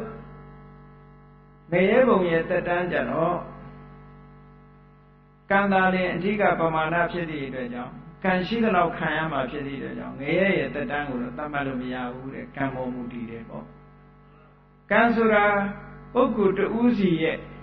အခြေအနေကံပေါ်မှာမူတည်တယ်ကောသလမင်းကြီးရဲ့ဘီပြားကြီးမာလိကဘီပြားကြီးဟာဒီကနေ့မှာစိတ်ဆင်းရဲပြီးတော့ဒေါမနတနဲ့တည်သွားရသည့်အတွက်ကြောင့်အဝိဇ္ဇငရဲကျသွားရှာတယ်သို့တော်သူအဝိဇ္ဇငရဲမှာ9ရက်ပဲကြာတယ်9ရက်ကလူတွေရဲ့အရေးအတွက်နဲ့9ရက်ပဲကြာသူတက်တန်းဟာအဲ့တော့ပဲခံရတယ်အဲ့ဒီတည်းပို့မခံရဘူးเนาะ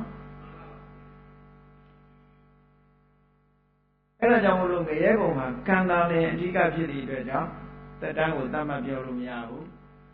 လူတွေရဲ့တက်တန်းကလည်းတည်မြဲမှုမရှိဘူးတဲ့အခုခေတ်တက်တန်းကတော့ကောရောမြတ်စွာဘုရားမပွင့်ခင်အခုပွင့်ပြီးတဲ့နောက်ထိအောင်တရားတန်းလိုပဲဒီလိုတတ်မှတ်ပြီးတော့ပြောကြရတယ်တရားတန်းအောက်ပူတော့မပူဘူးရောဖို့ပဲရှိတယ်ပေါ့ဒါတရားတန်းလိုပဲပြောရတယ်လူရဲ့နည်းနည်းအထက်တန်းကြတဲ့သတုမာရဲ့နတ်ဘုံကိုကြည့်လိုက်မယ်ဆိုလို့ရှိရင်လူတွေရဲ့အနှစ်90မှသတုမာရဲ့နတ်ပြည်ကတရက်ပဲရှိသေးတယ်အဲ့ဒီတရက်နဲ့တွက်လိုက်လို့ရှိရင်သူတို့တက်တန်းသူတို့အရေးအတွက်နဲ့အနှစ်900အသက်ရှိတယ်ဟောဒီလိုရှိသွား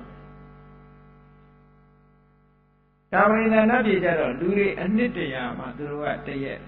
အဲ့ဒီအချိုးစားနဲ့နှစ်နဲ့မြောက်ပြီးတော့တက်သွားမယ်နောက်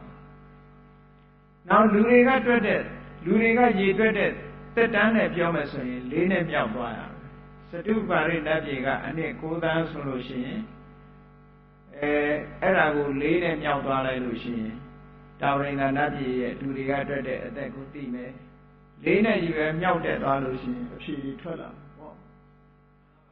အဲ့ဒါကိုသိညိုကပြောတာတတော်စတုကုဏံတာဝရိန္ဒနံတတော်စတုကုဏံယာမနံဆို4နဲ့မြောက်တာကိုပြောတာမှန်တော့ရှင်းရှင်းကတော့သို့တော့တီကာကျမ်းဒီမှာနေနဲ့စညင်းနဲ့စတော့အဲ့ဒါတွေထည့်ပြောတော့နည်းနည်းရှုပ်ထွေးသွားမရှုပ်ထွေးဘဲနဲ့4နဲ့မြောက်တယ်ဆိုရင်ဒါပြီးသွားလူသက်တန်းကို4နဲ့မြောက်လိုက်မယ်လူတွေရဲ့လူတွေကတွက်တဲ့သက်တန်းကိုနတ်ဘုံတစ်ပုံနဲ့တစ်ပုံက4နဲ့မြောက်ပြီးတော့တက်သွားလိုက်လို့ရှိရင်သူတို့ရဲ့အဖြေဟာရနိုင်တယ်အဲ့လိုသက်တန်းတွေဟာတစ်ခုနဲ့တစ်ခုရှည်သွားတာဒါရိုးရိုးကုသိုလ်ကောင်းမှုပြုလုပ်တဲ့ပုဂ္ဂိုလ်တွေရဲ့ဖြစ်ရဘုံဌာနတွေပဲဒီငရဲဘုံဆိုတာအလုံးလည်းသိတယ်ဒေဝဒုတသုတ်တံမှာဆိုလို့ရှိရင်ငရဲဘုံမှာငရဲကြသွားတဲ့ပုဂ္ဂိုလ်တွေကိုယမမင်းကြီးဆိုတာငရဲသားတွေကိုအုပ်ချုပ်နေတဲ့ယမမင်းကြီးဆိုတာရှိတယ်ယမမင်းကြီးကိုဘုရားစာပေမှာသူတော်ကောင်းလို့သတ်မှတ်တယ်ဘာဖြစ်လို့လဲဆိုယမမင်းကြီးကငရဲပြည်ကြာလာတဲ့ပုဂ္ဂိုလ်တွေကဲတင်လို့ရမယ့်ပုဂ္ဂိုလ်ကဲတင်ဖို့ဆိုတဲ့အနေအထားမျိုးနဲ့နေတာဆွဲချဖို့သူနေတာမဟုတ်ဘူးနော်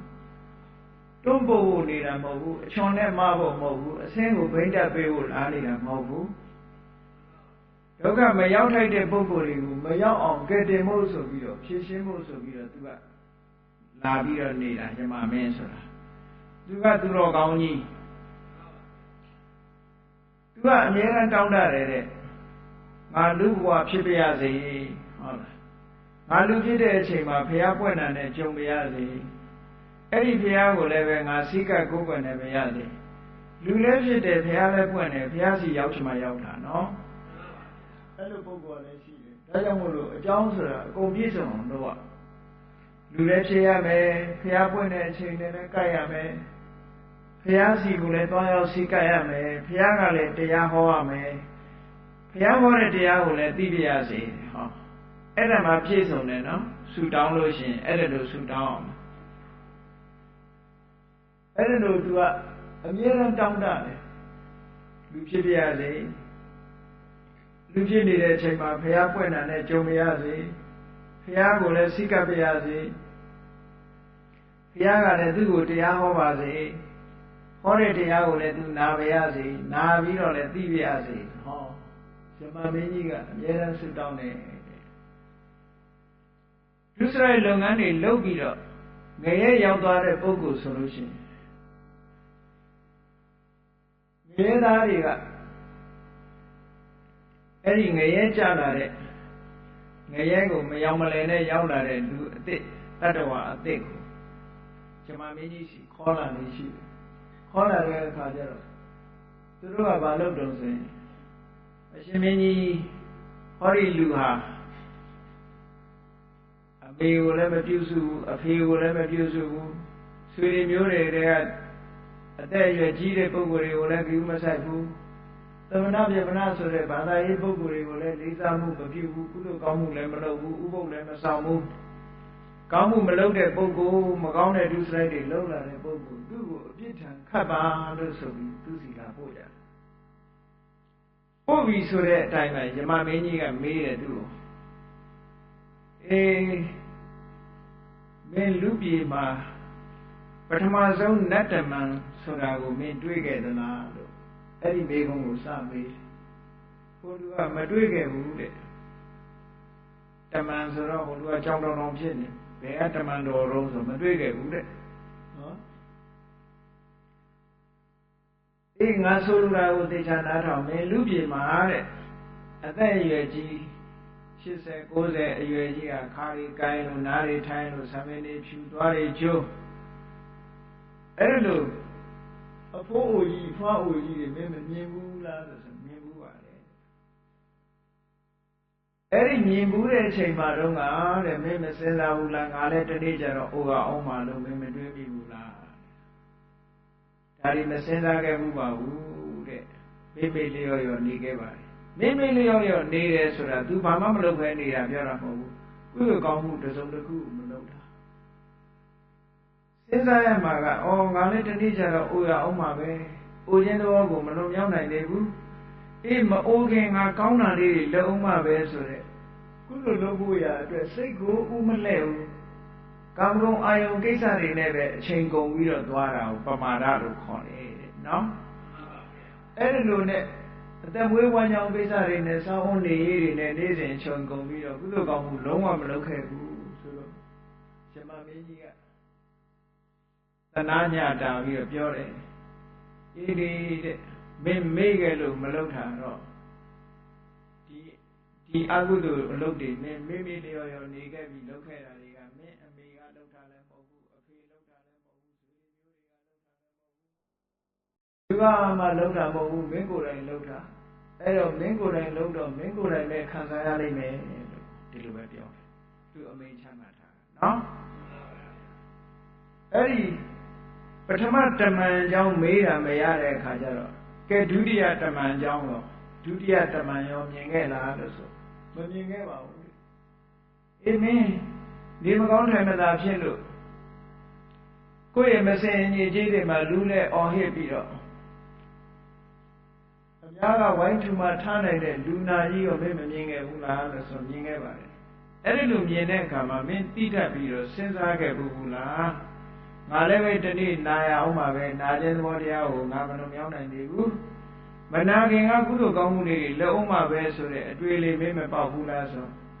မပေါက်ခဲ့မိပါဘူးတဲ့စာဝန်တွေရေးတွေနဲ့အချိန်ကုန်သွားပြောလို့ပါလို့အာယုန်တွေထဲမှာပဲအချိန်ကုန်သွားခဲ့ဘယ်လောက်ကြောက်ဆက်ကောင်းနော်လောကီစားတော့ပြီးတော့ဒီတိုင်းပဲအချိန်ကုန်သွားတယ်ကုသိုလ်ကောင်းမှုဆိုတခုမှမလုပ်ဘူးဒါနဲ့ယမမင်းကြီးကခုနလိုပဲပြောတယ်အေးမေးလို့မင်းမလုပ်ခဲ့တာမင်းလုပ်ခဲ့တဲ့အကုသိုလ်တွေကမင်းပဲလုပ်တာမင်းအမေဖေးလုပ်တာမဟုတ်ဘူးအဲ့တော့မင်းလုပ်တာမင်းပဲခံရလိမ့်မယ်နောက်တစ်ခါတတိယတမန်ရောမတွေ့ခဲ့ဘူးလားလို့ဆိုမတွေ့ခဲ့ပါဘူးအေးသိဆုံးသွားတဲ့လူတွေမတွေ့ခဲ့ဘူးလားလို့ဆိုတွေ့ခဲ့ပါတယ်အဲ့ဒီလူတွေတွေ့တဲ့အခါကျတော့ငါလည်းပဲတနေ့သေရအောင်မှလို့မတွေ့ဘူးလားတဲ့တွေးပြီးတော့မသေးခင်ငါကောင်းတာတွေလုပ်အောင်မှပဲလို့မစဉ်းစားခဲ့ပြီးစဉ်းစားပြီးတော့ကောင်းတာတွေမလုပ်ခဲ့ဘူးလားဆိုမေးလျော့ခဲ့ပါတယ်မလုပ်မိပါဘူးတဲ့ဟောဒီလိုပဲဖြစ်အဲ့ဒီကြတော့ယမမင်းကြီးကတမန်3ယောက်သူနာသူသေးဆိုတဲ့တမန်3ယောက်အကြောင်းမေးစစ်ပြီးတဲ့အခါကဲမင်းထိုင်နေမင်းကအကယ်၍သူကကုသိုလ်ကောင်းမှုများရှိလို့ရှိရင်သူကဖော်ပြီးတော့ပေးတယ်ဖော်ပေးရင်လည်းပဲအဲ့ဒီပုဂ္ဂိုလ်ကကုသိုလ်ကိုတတိယပြီးတော့သူကအချိန်နဲ့လွတ်သွားတာဒီမှာမင်းကလွတ်ပေးတာမဟုတ်ဘူးနော်သူကကူညီုံတက်ပဲ သူကူညီဖို့လိုက်ရှာတာကူညီလို့မရဘူးလူကကောင်းတာလေးကတစ်စက်မှမတွေ့ဘူးမကောင်းတာတွေနဲ့တွေ့တော့ကဲမင်းထိုင်နဲ့မင်းကန်လို့ဆိုတော့တခါလေငရဲသားတွေကသူ့ကိုဆွဲခေါ်သွားပြီးတော့ဘယ်ဘက်လက်ထဲမှာတန်ကြောင်ကြီးထိုးထည့်လိုက်တယ်ကြီးရဲနဲ့တန်ကြောင်ကြီးထိုးထည့်လိုက်ညာဘက်လက်ထဲမှာတန်ကြောင်ကြီးထိုးထည့်လိုက်တယ်ဘယ်ဘက်ခြေထောက်မှာတန်ကြောင်ကြီးထိုးရိုက်လိုက်တယ်ညာဘက်ခြေထောက်မှာလည်းမြည်ရဲတောက်နေတဲ့တန်ကြောင်ကြီးထိုးရိုက်ပြီးရင်ဝမှာလည်းပဲတန်ကြောင်ကြီးထိုးရိုက်လိုက်တယ်တဲ့တာမန်လူတယောက်ဆိုတော့သေမှာပေါ့ငရဲသားမသေဘူးတဲ့ဘာဖြစ်လို့လဲကံမကုန်သေးရင်မသေဘူးတဲ့ခံရဖို့တက်ပဲဒီလိုမီးပူနေတဲ့တန်ကြောင်ကြီးရဲတောက်နေတဲ့တန်ကြောင်ကြီးရင်ဝထိုးထားတော့မှမသေးဘူးတဲ့သူကအော်ဟစ်ပြီးတော့အတက်ကရှင်းနေတော့မယ်မောင်တက်ပြင်းဆိုတာငရဲပြေမှာရှိတာနော်ကံမကုန်မချင်းသူတို့ဘယ်တော့မှမသေးဘူးလေအိုးအဲ့ဒီငရဲပြေမှာညှင်းဆဲလိုက်ပုံတော့အမျိုးမျိုးပဲဆောင်းထိုးဆွဲပြီးတော့ဓမ္မတွေနဲ့ခုတ်တယ်လှဲဆွဲပြီးတော့နွားလိုမောင်းတယ်မြေရလည်းပဲဟုတ်လားတန်ရဲမီးရဲတောက်နေတဲ့တန်ဘူးမြေကြီးပေါ်မှာမီးတော်ကြီးပေါ်တက်ခိုင်းတယ်မတက်ရင်နောက်ကရိုက်တယ်ဟောအဲ့ဒီလိုတွေလုပ်ပြီးနောက်ဆုံးကြတော့ဘယ်ထဲပြစ်ချတော့ဆိုငရဲအိုးကြီးတွေပြစ်ချတယ်ငရဲအိုးကြီးတွေပြစ်ချပွက်ဆူးနေတဲ့ငရဲအိုးကြီးတွေကနေပြန်ပေါ်လာပြီဆိုဆယ်ပြီးတဲ့အခါကျတော့အဝီစီငရဲကြီးတွေထည့်ပြီးတော့ပို့လိုက်ကြတယ်အဲ့ဒီလိုနဲ့ကာမဂုဏ်မချင်းအဲ့ဒီပုဂ္ဂိုလ်ဟာအဝီစီငရဲထဲမှာဒီလိုပဲခံနေရတယ်အဝီစီဆိုတာတတ္တဝါတွေရဲ့အကြအလတ်လည်းမရှိဘူးမီးထောက်တွေရဲ့မီးမလောင်တဲ့နေရာမပူတဲ့နေရာဆိုတဲ့အကြအလတ်လည်းမရှိဘူးနော်ငရဲခံတဲ့တတ္တဝါတွေကလည်းပြည့်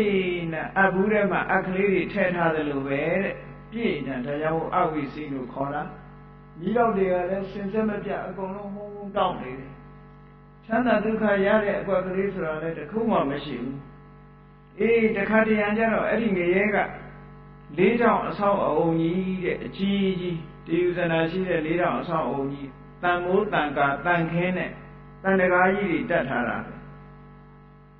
နော်တန်တကားကြီးတွေတက်ထားတာတခါတရံကြလို့ရှိရင်အဲ့ဒီတကားကြီးတွေကဂျောင်းဆိုပြီးတော့ပွင့်လာတဲ့အခါကျတော့ငရဲသားတွေကအဲ့ဒီကနေထွက်ပြေးကြတာလေလွတ်မလားလို့မလွတ်ဘူး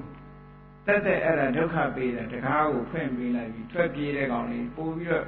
အရိုက်ခံရပြန်အဲ့လိုနဲ့ပဲဒုက္ခတွေရောက်ပြီးတော့လွတ်ထွက်သွားတဲ့ကောင်လည်းငရဲအိုးတဲ့တခါပြစ်ချခံရပြန်တယ်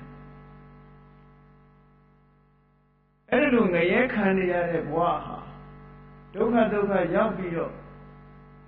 အခုလိုငရဲခံရတယ်ဆိုတာမြတ်စွာဘုရားသခင်ကိုရောမြတ်က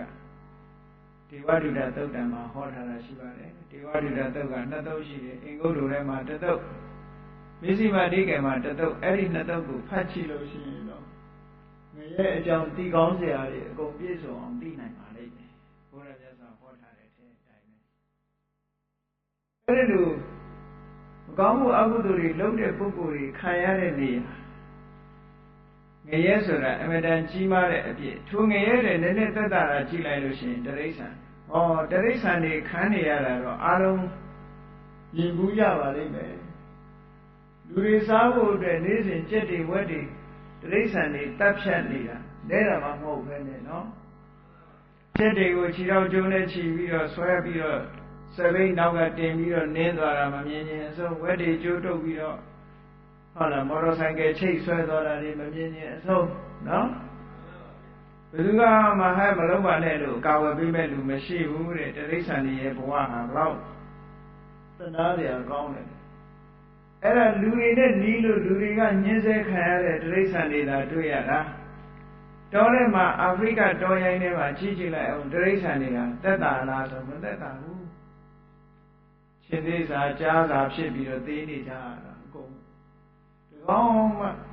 လွတ်တယ်လို့မရှိကြဘူးရေထဲဆင်ရင်မိချောင်းစာဖြစ်တယ်ဒါမိချောင်းကရောသူရောလွတ်လားဆိုမလွတ်ဘူးသူလည်းရန်သူနဲ့ပဲသူကရှေးဟာကောင်စားသူ့ကိုနောက်ကကောင်ကလုံးနဲ့အဲ့လို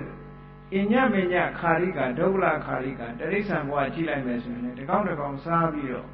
အားရှိတဲ့ကောင်ကအားနည်းတဲ့ကောင်ကိုတတ်ဖြတ်စားတော့နေတဲ့ဘုံဘဝကြီးအလွန်ကြောက်စရာကောင်းတယ်တဲ့အာဟုလို့အဲ့ဒီလိုဘုံဘဝတွေ တိဋ္ဌဘဝကြည့်လိုက်လို့ရှိရင်စာရမဲမဲတောင်းရမဲမဲဘိုက်ဘူးနံကားမျက်လုံးကကြောပေါ်ရောက်လို့ရောက်နှစ်ဖူးပေါ်ရောက်လို့ရောက်နော်ကမောက်ကမတွေဖြစ်ပြီးတော့နေရတဲ့ဘဝမျိုးကြီးဒါကိုလူတွေကကြောက်ပြီးတစ်စီ60ဆိုပြီးတော့လန့်နေကြတကယ်ကတော့သူတို့ဘုံဘဝကိုကြောက်เสียဘုံဘဝကြီးတွေဖြစ်ကြတာနော်အဲ့ဒီလိုဘုံဘဝတွေကနေလွတ်လာပြန်တဲ့အခါကျတော့လူဘဝရောက်ကောင်းတဲ့ဘဝလေးရောက်လို့ကောင်းတဲ့အခြေအနေလေးပြီးတဲ့အချိန်မှလည်းပဲမိမိလျော်ရောနဲ့ကုသိုလ်ကောင်းမှုမလုပ်ဘဲနဲ့အကုသိုလ်တွေဆက်လုပ်သွားလို့ရှင်တခါသွားပြန်ရောငရဲဘက်ကိုအောက်ကိုပြန်ရောက်သွားပြန်တတ်တယ်အေးဒါကြောင့်မို့လို့ဘုရားမြတ်စွာက32ဘုံဆိုတာဟောထားတာဟာကိုတော်မြတ်ကိုတော်တိုင်ကံတရားတွေရဲ့အကြောင်းကိုသိရှိပြီးတော့ထိုကံတရားတွေလုံးနေတဲ့ပုဂ္ဂိုလ်တွေဟာဘယ်ကံကိုလုံးရင်ဘယ်ပုံသွားတယ်ဆိုတာကိုယ်တိုင်သိတယ်ဟိုးသမထကျင့်စဉ်ကျင့်လို့မေတ္တာကရုဏာမုဒိတာဥပေက္ခစတဲ့ဘာဝနာတရားတွေပွားလို့ကတိုင်းစားတဲ့သမထကျင့်စဉ်တွေကိုကျင့်လို့ဇံပင်ရှင်တွေပေါင်းရောက်သွားတဲ့ပုဂ္ဂိုလ်တွေကြတော့ဗြဟ္မပြည်ရောက်ပြီးအသက်တွေရှည်တိုင်းရှည်နေတယ်တခါထို့အတူ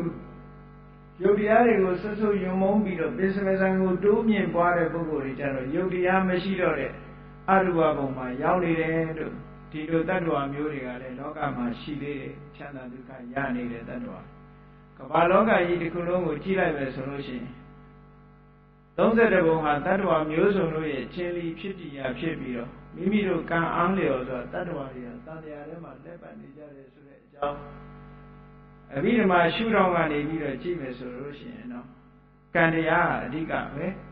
ကံတရားကနေဖန်တီးထားတဲ့ပရိသတ်တွေအားလျော်ဆိုထိုဘုံဘဝမှာတ attva တွေဖြစ်ကြရတယ်ဖြစ်လာတဲ့ဘုံဘဝမှာကုသိုလ်ကောင်းမှုကိုမလုပ်နိုင်မဲ့နဲ့အကုသိုလ်တွေကိုဆက်ပြီးတော့လုပ်နေမယ်ဆိုလို့ရှိရင်ဒီတန်တရားဝတ်ထဲမှာတည်ငြိမ်မှုရမှာမဟုတ်ပါဘူးဒါကြောင့်မို့ဗမာပြည်မှာဗမာစာထဲမှာအဆိုစကားတစ်ခုရှိတယ်နိဗြဟ္မပြည်မှာတဝင်းဝင်းဝယ်စခြင်းမှာတရှုပ်ရှုပ်ဗြဟ္မဘဝကနေပြီးတော့ချက်ချင်းကြီးဗြဟ္မာတွေရဲ့သမထကျင့်စဉ်ရဲ့စွမ်းအားကုသိုလ်ကအမတန်မှပြင်းထန်လို့ဗြဟ္မပြည်ကသေလေတင်ချင်းတော့ဝက်တော်မဖြစ်နိုင်ဘူးပေါ့လူဘုံဖြစ်စေနတ်ဘုံဖြစ်စေတဘုံဘုံမှာဖြစ်ပြီးတဲ့နောက်တတိယဘဝကြတော့မှတော့ဝက်ဘဝဖြစ်ဖို့ရမလွတ်သေးဘူးတဲ့။ဘာဖြစ်လို့မလွတ်သေးတာတုံးဆိုအတွင်းသဏ္ဍာန်မှာမရှင်းသေးဘူးတဲ့။ဘုန်းကြီးတို့တွေအတွင်းရှင်းအောင်အရင်လုပ်ရမယ်။အတွင်းထဲမှာရှုပ်နေတယ်။အဲ့ဒါကအဓိကပဲ။အတွင်းကအရှုပ်တွေဆိုတာဘာတွေတုံးဆိုရင်လောဘဒေါသမောဟစတဲ့ကိလေသာတွေပဲ။အဲ့ဒီလောဘဒေါသမောဟစတဲ့ကိလေသာတွေရှိနေသေးတယ်များအမှားယွင်းဆိုတဲ့မကောင်းတဲ့ကံတွေကိုလုံးမိနေဥမှာပဲလုံးမိနေသေးသမျှတန်လျာထဲမှာ30ဘုံမှာလှည့်လည်ပြီးတော့ကောင်းတာလုံးမိတဲ့အလှည့်ကောင်းတဲ့ဘက်ရောက်သွားလိုက်မကောင်းတာလုံးမိတဲ့အလှည့်မကောင်းတဲ့ဘက်ရောက်လာလိုက်တဲ့စိုးကြီးဆန်းကြီးအတိမကျဘဝခရီးမှာဒီလိုရှောင်လန်းနေကြရအောင်မှာဆိုတာဘုရားမြတ်စွာရဲ့အမြင်အရ30ဘုံဝါဒဟာကံပေါ်မှာအခြေတည်နေသည့်အတွက်ကြောင့်မိမိသာလင်ပဓာနာပဲအဓိကကတော့မိမိသာလည်းဗราဏမိမိကောင်းလို့ရှိရင်ကိုကောင်းရင်ခေါင်းပဲမှမရွေ့ဆိုတာနော်ဆရာတော်ကြီးဘာပြောတာလဲခေါင်းမရွေ့ဘူးဆိုတာဘာပြောတာတော့ဆိုတော့လူတွေမှာကြည့်လိုက်လို့ရှိရင်လေကိုမကောင်းသည့်အတွက်ကြောင့်ခေါင်းကရွေ့သွားတယ်တော့ကြခွေးကောင်းကြီးဖြစ်လိုက်တော့ကြနွားကောင်းကြီးဖြစ်လိုက်တယ်ခေါင်းတွေကအမျိုးကိုစုံနေတာပဲနော်လူကောင်းလေးကြီးဖြစ်တာမဟုတ်ဘူးတခြားကောင်းကြီးတွေပါတက်တက်လာဂျိုးပါတဲ့ခါပါလိုက်အဲ့ဒါလို့ကိုကောင်းဖို့ရအမှန်တန်အရေးကြီးတယ်ကိုကောင်းဖို့ဆိုတာကိုယ့်ရဲ့နှလုံးအစ္ဆဒလေးထဲမှာအရေးကြီးတယ်30ဘုံရှိသလားမရှိဘူးလားဆိုတာအရေးမကြီးဘူးကိုယ့်ရဲ့နှလုံးသားထဲမှာအကုသိုလ်တရားတွေမဖြစ်ဖို့ဆိုတာအမှန်တန်မှအရေးကြီးတယ်ဆိုတာကိုယ်စီကိုယ်ငါသဘောကျပြီးအကုသိုလ်တရားတွေဖယ်ရှားနိုင်အောင်ကုသိုလ်တရားတွေကြိုးစားနိုင်အောင်တိုးပွားနိုင်အောင်ကြိုးစားကျင့်ကြံကြိုးကိုအားထုတ်နိုင်ကြပါစေကုန်သတည်း